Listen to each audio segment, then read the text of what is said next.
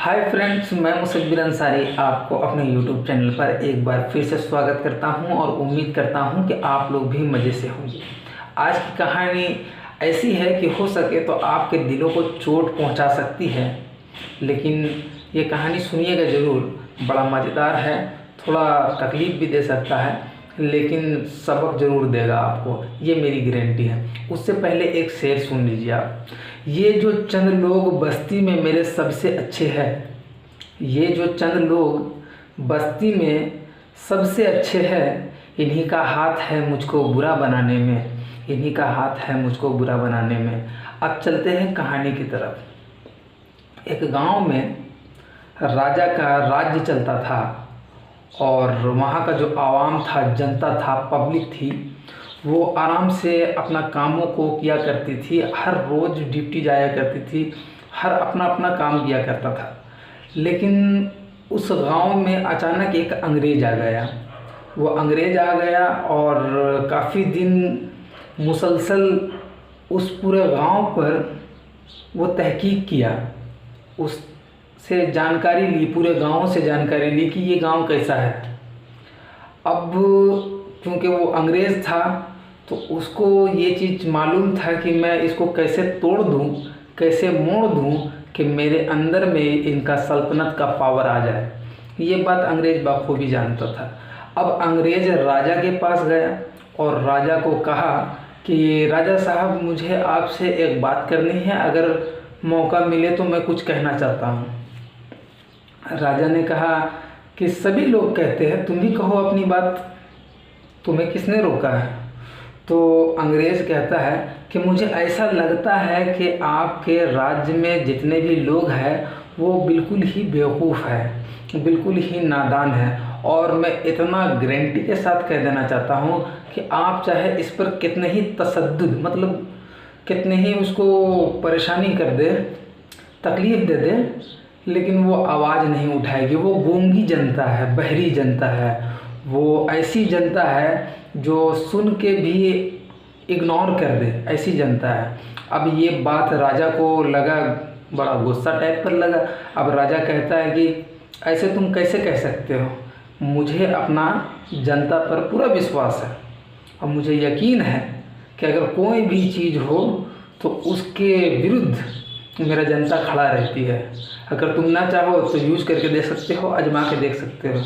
राजा ने कहा अच्छा ठीक है। अंग्रेज़ ने कहा अच्छा ठीक है, अच्छा ठीक है, तो अब करना क्या होगा? तो राजा को अंग्रेज़ कहता है कि गांव से बाहर जहां शहर लोग कमाने के लिए जाते हैं, वहां एक पुल पड़ता है और वो पुल को पार करके लोग जाते हैं काम करने के लिए। आप एक काम कीजिए, उस पुल पर आज से टैक्स लगा दीजिए।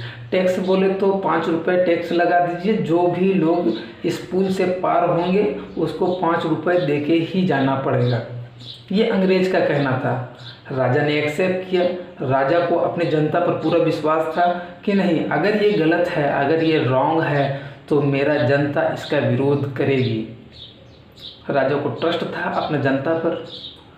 अब वो पुल पर टैक्स लगा दिया 5 रुपये। 5 रुपये टैक्स तो लग गए।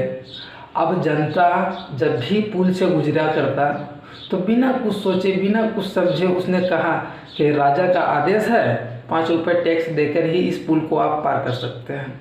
तो वो जनता बेचारी सोचती थी कि हाँ, पुल तो पार करना है, बहरहाल अब 5 रुपये उसे दे देता और पुल पार करके रोज़ की मर्रा ज़िंदगी में जो काम करने जाता था दूसरा गांव, वो चला जाता था। 1 हफ्ता, 2 हफ्ता, महीने गुजर गए।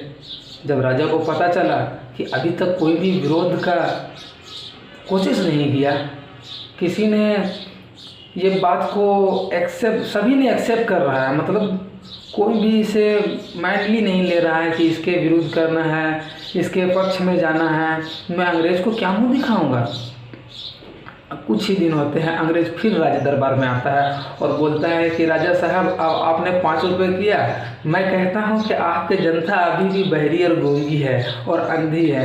अगर आपको यकीन ना आए तो ये जो पुल है ना उसको आप 5 रुपये हटाकर 10 रुपये कर दें। मैं आपको गारंटी देता हूँ कि इसके बावजूद भी आपका जो पब्लिक है, जनता है, वो आपका विरोध नहीं करेगी बल्कि आपका समर्थन ही करेगी। बोला नहीं नहीं, राजा कहता है नहीं नहीं ऐसा नहीं हो सकता, मुझे अपना जनता पर पूरा विश्वास है, वो विरोध करेगा। तो फिर 10 रुपये कर देता है। बहरहाल राजा का आदेश था, जनता को पता चलता तो जनता फिर 5 की जगह में 10 देते और वो पुल पार करके चले जाते। फिर महीना भर गुजर गया, राजा सोच रहा था कि विरोध नहीं हो रहा। अंग्रेज फिर आता है दरबार में। अंग्रेज कहता है कि राजा साहब मुझे पक्का विश्वास है कि अगर आप 50 रुपये भी कर दें तो आपका जनता आपका विरोध नहीं करेगी। अब राजा को कहीं ना कहीं लगने लगा कि हो सकता है कि मेरी जनता जो है वो गूंगी है और बहरी है, तो हो सकता है कि इसका विरोध ना करे।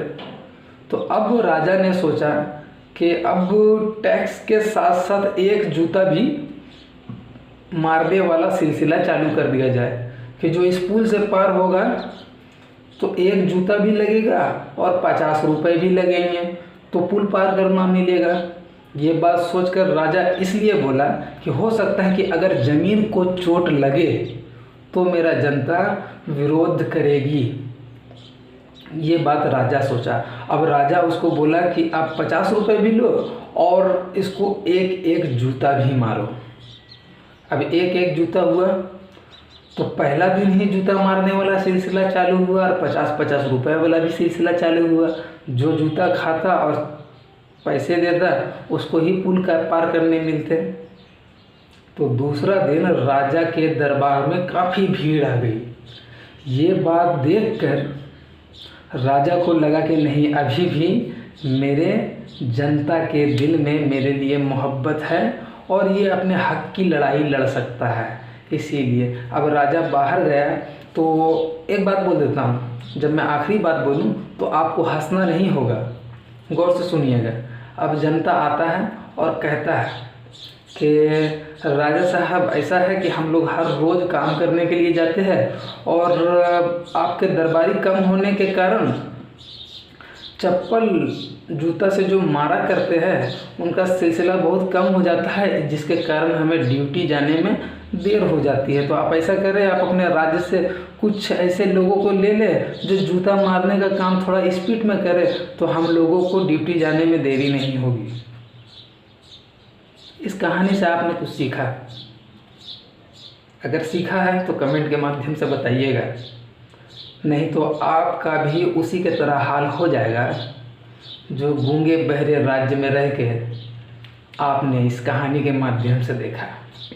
तो कहने का मतलब ये है मेरे दोस्तों कि समाज में अगर बुराई फैल रही है, बुराई बढ़ रही है, तो आप उसका विरोध करें, चाहे हाथों से, चाहे पैसे से और चाहे अक्ल से, या तो फिर ज़बान से बोलकर। लेकिन अगर आपके सामने कुछ भी गलत हो रहा है तो आप उसका विरोध करें।